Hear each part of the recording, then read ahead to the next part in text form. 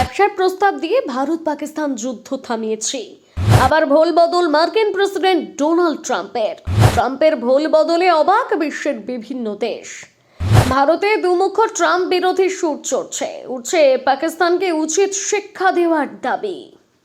আসুন জেনে নিই দুদিন আগে ভারত পাকিস্তান যুদ্ধ বিরতি নিয়ে মার্কিন প্রেসিডেন্ট ডোনাল্ড ট্রাম্প ঠিক কি বলেছিলেন আর এখন তিনি কি বলছেন। কাশ্মীরে ভয়াবহ জঙ্গি হামলার পর ভারত পাল্টা জবাব দেওয়া শুরু করেছিল। পাকিস্তান ও পাক অধ্যুষিত কাশ্মীরের ভেতরে ঢুকে ভারতীয় সেনাবাহিনী বেশ কয়েকটি জঙ্গি ঘাঁটি গুড়িয়ে দিয়েছে। তারপর অবশ্য পাকিস্তান ও ভারতে ড্রোন হামলা শুরু করে। ভারতীয় সেনাবাহিনীও তার পাল্টা জবাব দিতে থাকে। ধীরে ধীরে যুদ্ধ পরিস্থিতি তৈরি হচ্ছিল। ঠিক তখনই ভারত পাকিস্তান যৌথভাবে যুদ্ধবিরতির কথা ঘোষণা করে। মার্কিন প্রেসিডেন্ট ডোনাল্ড ট্রাম্প প্রথম দাবি করেছিলেন যুদ্ধবিরতির প্রস্তাব তিনি প্রথম দিয়েছিলেন। ভারত ও পাকিস্তান দুই দেশই তার সেই প্রস্তাব মেনে নিয়ে যুদ্ধবিরতি ঘোষণা করেছে। সপ্তাহ না ঘুরতেই সুর বদল করলেন মার্কিন প্রেসিডেন্ট। এখন তিনি দাবি করছেন ব্যবসার কথা বলে তিনি দুই দেশের মধ্যে যুদ্ধ বন্ধ করেছেন।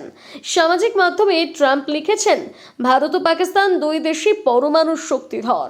পরমাণু যুদ্ধের ভয়ঙ্কর পরিণতির কথা আমরা সকলেই জানি। তাই আমি ভারত ও পাকিস্তান দুই দেশকে প্রস্তাব দিয়েছিলাম, এসো আমরা ব্যবসা করি, যদি যুদ্ধ না থামাও তাহলে ব্যবসা বন্ধ করে দেব। আমার প্রস্তাবে কাজ হয়েছে।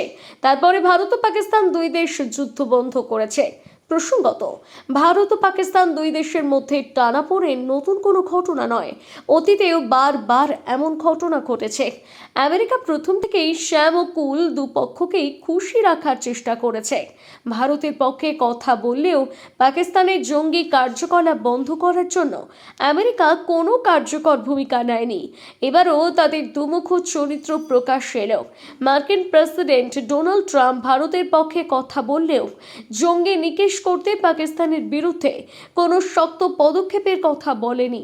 তাই ভারতের অভ্যন্তরে বিভিন্ন বিরোধী দল প্রশ্ন তুলেছে, দুমুখ ডোনাল্ড ট্রাম্পের কথা কেন মেনে নিতে হবে?